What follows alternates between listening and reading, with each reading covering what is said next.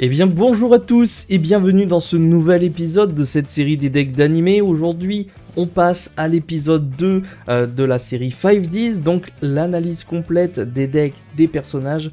Je rappelle rapidement le concept, il s'agit de présenter les decks des personnages au plus proche de ce qu'ils ont joué dans l'animé avec uniquement des cartes existantes dans le TCG. Ce concept en tout cas il est sympa dans le sens où vous allez tous pouvoir reproduire ce type de deck, jouer dans un format de deck d'animé entre amis, en famille, etc.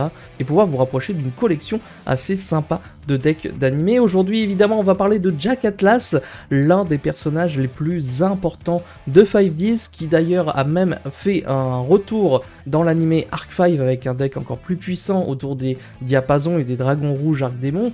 Bref, aujourd'hui son deck saison 1, il est déjà très fort, on va en parler tout au long de cette vidéo et je vais vous présenter ces petites pépites, mais avant ça, n'oubliez pas de liker la vidéo, de vous abonner, de me lâcher un petit commentaire pour me dire quelle est la carte de Jack Atlas qui vous a le plus marqué durant tout 5Ds. On est parti. Les amis, quoi dire de plus sur Jack Atlas hormis le fait que c'est quand même le GOAT de 5Ds par sa prestance, son aura. Moi je trouve qu'il il dégage quelque chose qui ressemble énormément à notre cher personnage Seto Kaiba. C'est peut-être pour ça qu'il est tant apprécié. Il serait frère que ça me choquerait même pas du tout.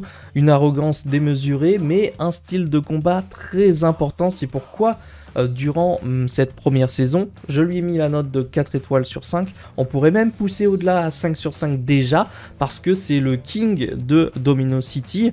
Donc là-dessus, il reste très intéressant, mais on va garder cette 5e étoile, vous l'aurez compris, pour son deuxième deck qui semble très intéressant selon moi, beaucoup plus que les premières versions. D'ailleurs, je vois qu'il y a marqué uniquement saison 1, mais vous pouvez être sûr que ce deck était valable également pour la saison 2. Il n'y aura que 2 decks de Jack Atlas. Le premier pour la saison 1 et 2, le deuxième pour la saison 3 et 4. J'espère que ça c'est juste clair. Un oubli de ma part, mais à coup de pas. Mais nous avons du coup un budget de 20 € pour ce deck qui est quand même très accessible, hormis certaines cartes qui commencent à côté qui vont faire en sorte que ce deck va chiffrer, sinon tout le reste est assez accessible ou en petite rareté. Et pour la carte favorite évidemment, nul autre que le dragon rouge Arc Démon légendaire. Je pense que tout est dit, on va passer à la decklist. Nous commençons avec ce légendaire dragon rouge Arc Démon en secret rare de la première tin de mémoire qui était sortie avec le dragon, donc en secret, comme ça elle est magnifique. Nous avons pour son extra deck le dragon rouge majestueux, peut-être l'une des cartes qui peut coter un petit peu parce qu'elle est de LC5D, je crois qu'il y a ABPF aussi, mais je crois qu'elle coûte au moins 12 €, 12-13 € à l'heure actuelle, donc c'est ce qui fait vraiment augmenter le prix du deck. Nous avons le dragon et les seigneurs des explosions, LC5D, celle-ci je l'avais récupérée pour quelques centimes, c'était une aubaine évidemment.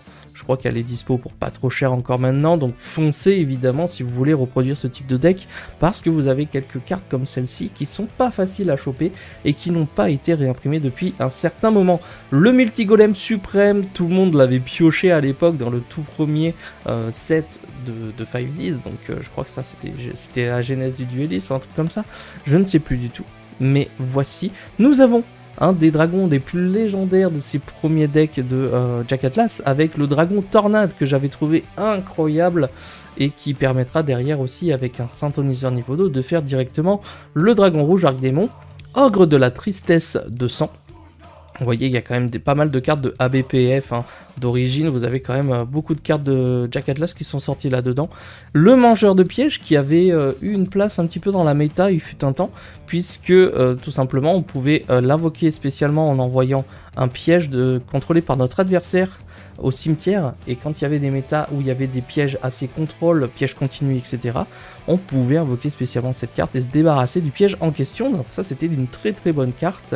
Le dragon cruel, automatiquement, carte incroyable, niveau 5, qui peut s'invoquer spécialement si on ne contrôle aucun monstre. Vous l'aurez compris, ça permet de faire un synchro 6, 7 ou 8 très rapidement, avec l'engrenage des ténèbres. Le dragon majestueux qui vous permettra évidemment de faire le dragon rouge majestueux. Le pendulier du combat, peut-être l'une de mes cartes préférées aussi de ce format un peu 5Ds, etc. Je l'avais joué dans les grenouilles, avec les grenouilles ou même d'autres decks à l'époque. Ça date de 2012-2013 ce que je vous raconte, mais c'était juste incroyable à l'époque ce qu'on pouvait avoir comme jeu. Maraudeur, le bricoleur des ténèbres, le diapason évidemment Diapason qui est l'une des cartes préférées de Jack Atlas, surtout dans cet univers 5Ds. Et donc on va jouer x3. Là ici un peu les cartes sont mélangées, on s'en fout. Le défenseur à double bouclier, le golem nain, j'aime bien aussi cette petite famille que vous avez pu retrouver dans TDGS à l'époque avec le golem nain, le golem champion et évidemment le golem Goliath, une bonne petite famille de cartes qui en fait fait une petite référence à Pokémon, on a l'impression avec des systèmes d'évolution etc. Donc pourquoi pas. Anneau magique de golem et pour ce main monstre de Jack Atlas nous finirons avec 2 archdémons démons puisque ça reste l'une de ses cartes favorites qu'il va jouer quasiment à chaque fois lors de ses duels. Les amis, nous passons désormais aux magies et aux pièges de Jack Atlas, saison 1 et 2 je le rappelle, hein.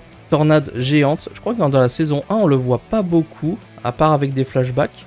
Le Monster Reborn, ou alors on voit que 5 ou 6 cartes, donc c'est compliqué. La polymérisation. La double invocation qui est une carte très utilisée dans l'animé 5Ds parce qu'elle vous permet en fait très rapidement de faire des petites synchros. La petite ristourne qui vous permettra de défausser une carte et de réduire les niveaux de tous les monstres dans la main pour pouvoir les invoquer normalement assez simplement. Confiance spirituelle, la mégamorphe. Il y a quand même quelques cartes aussi qui font référence à cet Okaiba dans le deck de Jack Atlas.